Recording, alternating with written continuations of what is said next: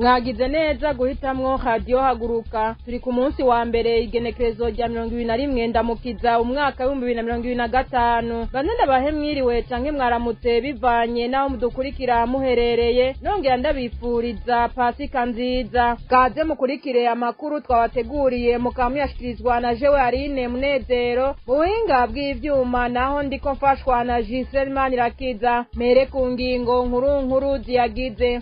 Nyenubweranda Papa Francisco yashengeye ibukama mu gitondo cyo kuri wa mbere, akaba yarafise imyaka 88 y'amavuka. Ubuzima bwiwe bwose yabuhariye gukorera umukama n'eklezia yiwe. Muca muvyumva mu ntango zano makuru ngo ntibitahuritse kumva Uburundi bwiswe Edeni, abarundi baguma batogwa ibiziga. Bivugwa n'abanyagihugu bo mu ntara ya Gitega inyuma y'ikiziga c'umukenyezi yaheruka kwiba catowe ejo ku munsi mukuru wa Pasika. Bamwe mu barundi barafise amakenga k'amafaranga yagenewe kubaka isoko nkuru ya Bujumbura ashobora gucishwa ku wepfo nk'uko vyabaye ku buryo bwari bugenewe urugomero rwo ku ruzi rwa Mpanda. Turabafitiye n'ikiganiro Ineza y'Imana kigashimikira ku ijambo ry'Imana riri mu gitabo c'umuhanuzi Izayi ikigabane ca 52. Mu kanya tuja mw'idonido.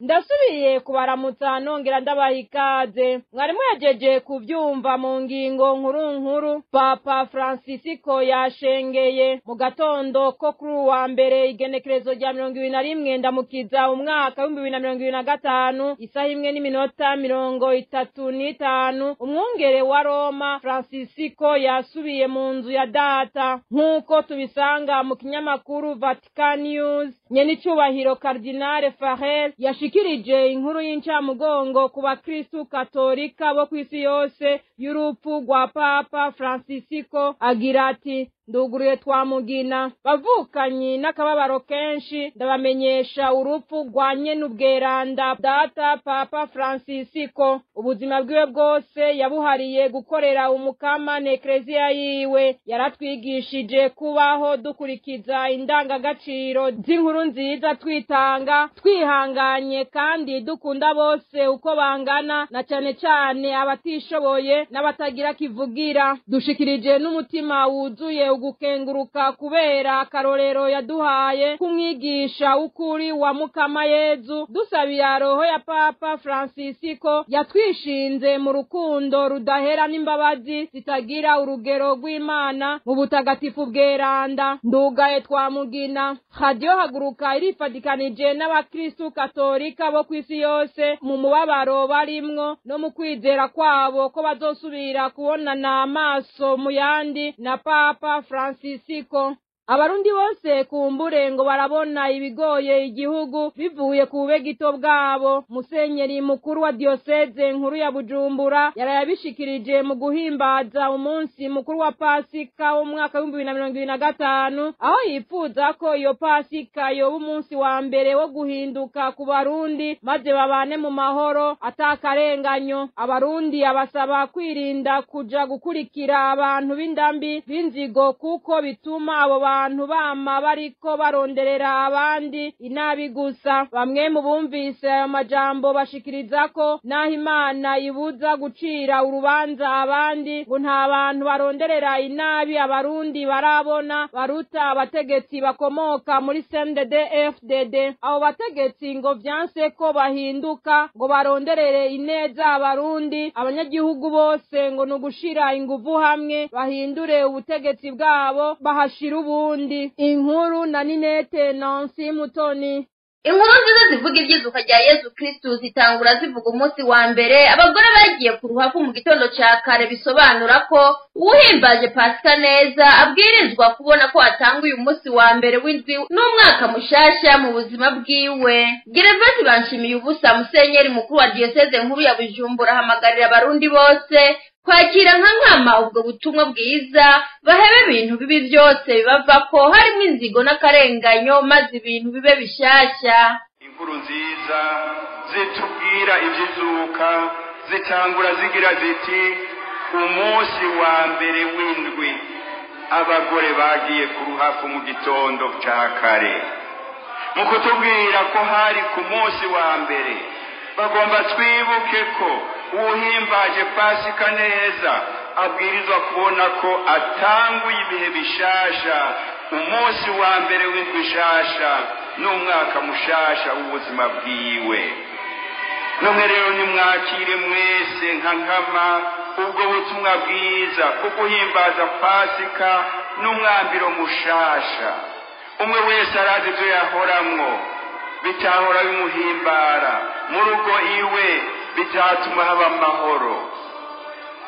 Twese turabona mu gihugu cyacu ibintu bishobora kuba bitugora, nkumbure bivuye ku rwangara rwacu, nkumbure bivuye ku bubegito bwacu.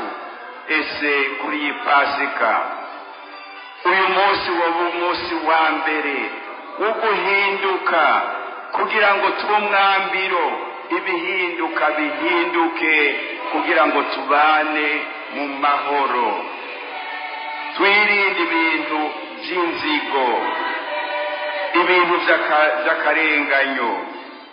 Uwo mwongere wa Eklesiya Katolika bandanya hamagarira abarundi kurwanira ukuri, ubutungane n'urukundo no gusubiza hamwe kuko ari byo bifise intsinzi y'ukuri. Abarundi basaba kwirinda gukurikirana abantu b'indambi b'inzigo kuko batuma abantu kwamba baronderera inaba abandi gusa, nk'uko abansi ba Yezu babikoze mu kumuremera ikinyoma kumva zo kumwicisha ngo bamwikize. Inyungu za bamwe zikaba zibatuma gushaka kwikiza abandi ibiciye kubiri na Pasika. Mu byo ducamwo byose nitugumane ubutwari nka Yezu mu kurwanira ukuri, ubutungane, urukundo no gusubiza hamwe, kuko ari byo byonyine bifise intsinzi y'ukuri, kuko intsinzi yabyo atawikumira cyangwa ngo igirire nabi. Rero haba mu kibano, haba mu mashirahamwe, haba mu migambwe n'ahandi, nitwirinde kuja mu gihari c'abantu b'indambi, abantu b'inzigo, kuko bituma abantu bama bariko bararonderera inabi abandi gusa. Ntihakagira ufata amayira y'aba bansi ba Yesu ataco batari bagize kugira ngo baremere ikinyoma Yesu kumvo zo kugomba kumwicisha ngo bamwikize. Haraho inyungu zacu zidutuma tugomba kwikiza abandi. Ibyo rero biciye kubiri na Pasika y'umukama, ntituba turajabuka, ntituba turabohoka. Ese Imana yodufasha buhoro buhoro tukaja turabohoka tukajabuka. Bamwe mu bumvise amajambo bashikiriza ko naho Imana ibuza gucira urubanza abandi ngo nta bantu baronderera inabi abarundi barabona baruta abategetsi bakomoka muri CNDD-FDD. Abo bategetsi ngo vyanse ko bahinduka ngo baronderere neza abarundi, abanyagihugu bose ngo no gushira ingufu hamwe bahindura ubutegetsi bwabo bahashira ubundi. Arakoze Ninette Nancy Mutoni kuri iyo nkuru ahejeje kudushikiriza. Akararo keza abakristo bakwiye gufatirako ni Yezu yatsinze inabi ku munsi ugira gatatu, uko yagumaniye bose urukundo n'impuhwe. Ugumye kwibanga akagumana urukundo nka Yezu, Imana imuha gutsinda. Subira mukurikire musenyeri wa diocese nkuru ya Bujumbura Gervais Banshimiye ubusa. Nk'abakristo twabatijwe, akararo kacu rero nikabe Yesu, kuko yagumije ibanga ryiwe akagumanira bose urukundo n'impuhwe. Arico gituma Imana yahavuye imuha intsinzi ku munsi ugira gatatu, mu gihe mbere abatari bake bari bamaze gutangura kwihebura, kuko nk'uko maze kubibasigurira mu Bayuda, Abayuda bemera yuko ku munsi ugira gatatu ariho umuntu ahwera bigahera biheze. Rero ko ariho urupfu ruba rwamaze gutwara umuntu rukamuherana. None kuri uwo munsi nyene aho bagira ngo urupfu rugira rumuherane, Imana yaciye ibahinyuza aca aratsinda urwo rupfu. Yarazutse ku munsi ugira gatatu, ni muzima kugira ngo natwe tumenye ko wugumye kwibanga kagumanira urukundo bose nka Yesu Imana yama imuha intsinzi nk'uko nabibabwiye muze muriyumvira yuko mu buzima bwanyu hama hariho umunsi ugira gatatu kuwizigiye Imana aho Imana ikugarukira abantu bari baragira ngo byaheze. Nuko rero mberaheje ndabifuriza mwese mbereye kuri babandi batoranye amazina meza ajanye na Pasika, ba Pasikari ba Pasikarina n'abandi nkabo. Mberaheje ndabifuriza mwese Pasika nziza, Imana ibuzuze ngo mwese urukundo rwayo, mwitwararikane musabikanye utw'Imana yabahaye mukanyamuneza kabavukana. Pasika nziza, muhezagirwe mwese. mu gihe iryo jambo ryaraye rishikirijwe abarundi bihebuye kubw'amakuba barimwo aterwa n'ubutegetsi bubi nk'uko bishikirizwa na bamwe n'abandi mu Barundi, ngo rirabaremesha bagasaba abarundi bose bibanga bafise umutima w'impuhwe wo gushayura igihugu cabo kuja hamwe bisunge Yezu, maze Imana ngo ibahe gutsinda inabi yiganje mu bategetsi bakomoka muri CNDD-FDD. Umukuru w'umugwi w'igihugu CNDH ujejwe ivy'agateka kazina muntu aherutse guhunga igihugu c'u Burundi. Ni nyuma yaho abakomiseri batatu bo muri uwo mugwi bari bandikiye umukuru w'inama nkenguzamateka barega 6 Vinyini Muraba barongoye ko yanyuruje amafaranga yoba yababa umuriyaridi n'imiliyoni amajana 200 y'amafaranga y'amarundi, yongera akoresha igice kinini c'amafaranga ya CNDH mu ngendo yamamwo hanze y'igihugu, akanayonona no mu bindi babona ko atari byo bihambaye. Bamwe n'abandi bavuga ko umugwi nk'uwo urimwo abakoreshwa na leta ihungabanya agateka kazina muntu, n'abayirimwo bakaba barangwa no kurya ibiturire ntaco ushobora kumarira abarundi. Abawugize ngo baronderera inda zabo gusa, bagafasha na leta gukingira ikibaba abayirimwo ku mabi bakorera abanyagihugu. Abarundi ngo nibo bakwiye kuva hasi bakagwanira agateka kabo, ngo nayo ubutegetsi bukomoka muri CNDD-FDD ngo buhari kugira ababurimwo baronderere inda zabo. Iyi nkuru tuyibaze Edmo Bucana yandi. Amakuru ava mu butegetsi bwa CNDD-FDD aremeza ko mu ndwi twaraye dusozereye 6 Vinyi Muraba yatswe urupapuro rw'inzira ruhabwa abanyacubahiro bita passeport diplomatique mu kinyamazuru. Naho byagenze uko ngo yaramenye ubwenge aranyegeza urupapuro rw'inzira rusanzwe bita passeport ordinaire mu rurimi rw'igifaransa. Muri iyo ndwi nyene ngo harabayeho gusaka muhira kwa 6 Vinyi Muraba bikozwe n'abapolisi, aho babikoze ku itegeko rivuye kwa President Ndayishimiye. 6 Vinyi Muraba amaze kubona ko atakindi igisigaye kiretse kumuhagarika, yaciye ahitamo guhunga igihugu ajanye n'umuryango wiwe ugizwe n'umukenyezi n'abana. Muraba kigenwa mu mabanga yo kurongora CNDH mu mwaka w'2019 yaraganira neza n'abaharanira agateka kazina muntu, abari hanze y'igihugu n'abari mu gihugu. Nk'uko amakuru ava muri izo mpande zose abivuga, akabereka ko yifuza kuzana impinduka mu gisata c'agateka kazina muntu. Ahunze igihugu abenshi barumiwe, basigaye bamufata nk'umwe mu begereye iperereza, akanavugira intwari cinyiza abarundi. Bamwe n'abandi bavuga ko umugwi nka CNDH urimwo abakoreshwa na leta ihungabanya agateka kazina muntu, abayirimwo bakaba barangwa no kurya ibiturire ngo ntaco ushobora kumarira abarundi. Abavugize ngo baronderera inda zabo gusa bagafasha na leta gukingira ikibaba abayirimwo kuma bakorera abanyagihugu. Abarundi ngo nibo bakwiye kuva hasi bagwanira agateka kabo, ngo nayo ubutegetsi bukomoka muri CNDD-FDD ngo buhari kugira ababurimwo baronderera inda zabo. Edmo Bucana yandi ndagushimiye.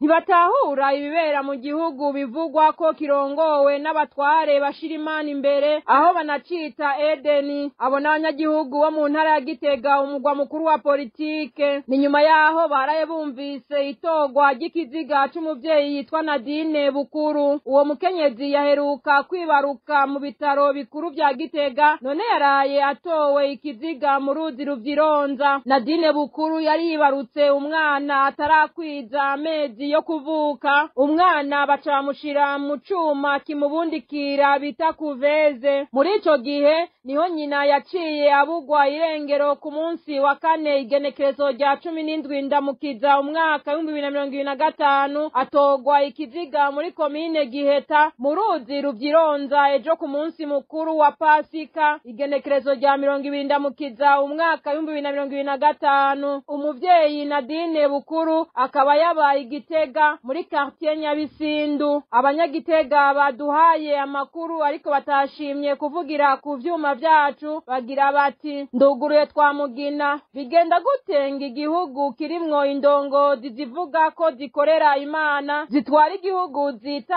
Edeni, abantu baguma banyuruzwa batogwa ibiziga, abakozi ba leta babanyuruza ntibakomwakomwe. Aho ibintu vyakabereye ni kera, abarundi no kuja hamwe twikure ko intwaro itumereye nabi kurusha izindi twumva ku matwi zakoreye amarorerwa abarundi muri kahise. Dugaye twamugina.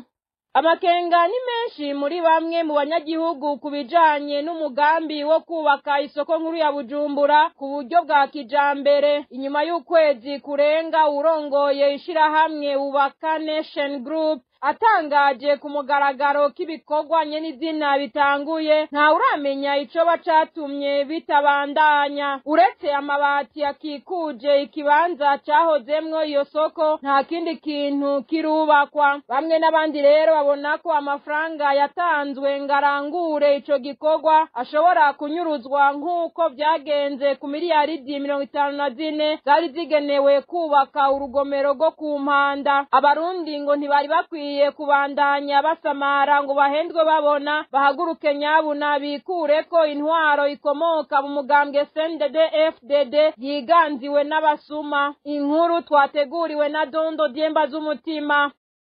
Kwigenekerezo rya kane ntwarante umwaka uheze w'ibihumbi 2024, Fabrice Manirakiza arongoye ishirahamwe Ubaka Nation Group yahawe uburenganzira bwo kubaka isoko nkuru ya Bujumbura ku buryo bwa kijambere.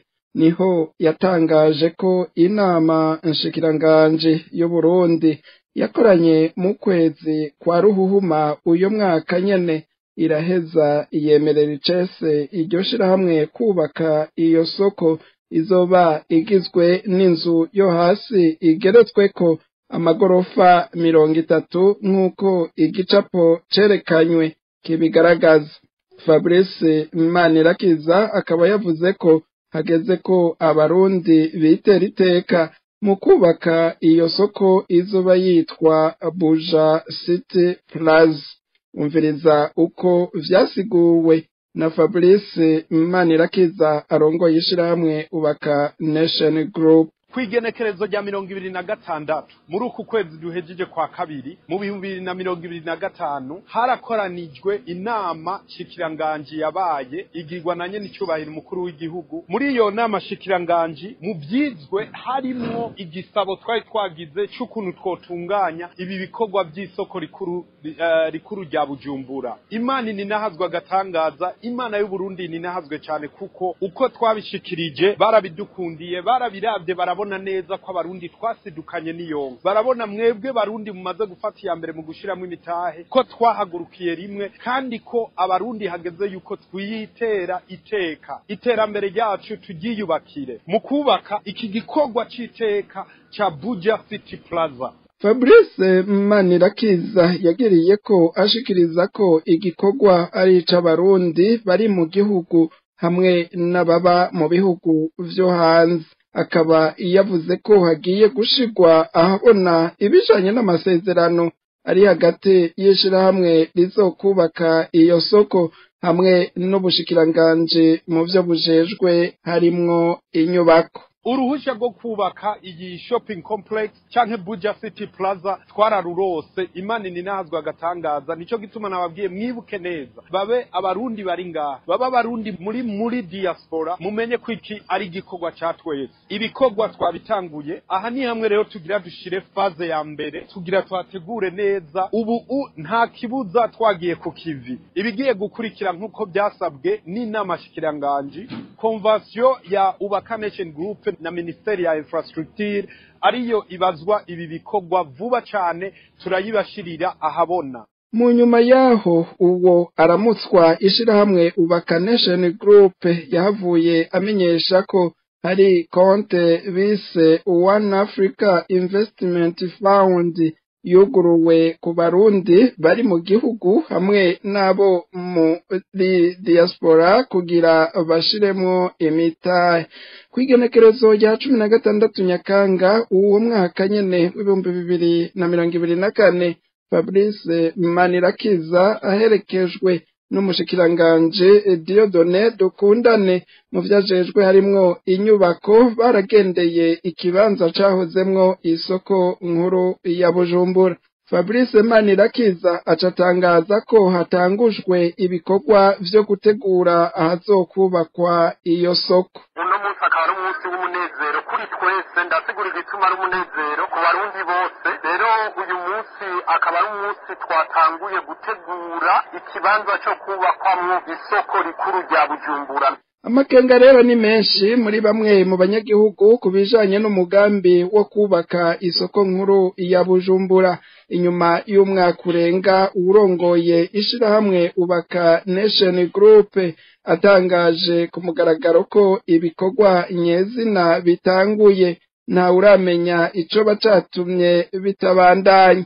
Uretse amabati akikuje ikibanza cahozemwo iyo soko, nta kindi kintu kirubakwa. Bamwe n'abandi rero babona ko amafaranga yatanzwe ngo arangure ico gikorwa ashobora kunyuruzwa nk'uko vyagenze ku miliyaridi 54 zari zigenewe kubaka urugomero rwo ku Mpanda. Abarundi ngo ntibari bakwiye kubandanya basamara ngo bahendwe babona, bahaguruke nyabuna bikure ko intwari ikomoka mu mugambwe CNDD-FDD yiganziwe n'abasuma. Urakenuye Dondo Dyemba z'umutima. Reka tubande dusabe mu buhinga bw'ivyuma baduha akaruhuko duce tuja ku gice cahariwe ikiganiro.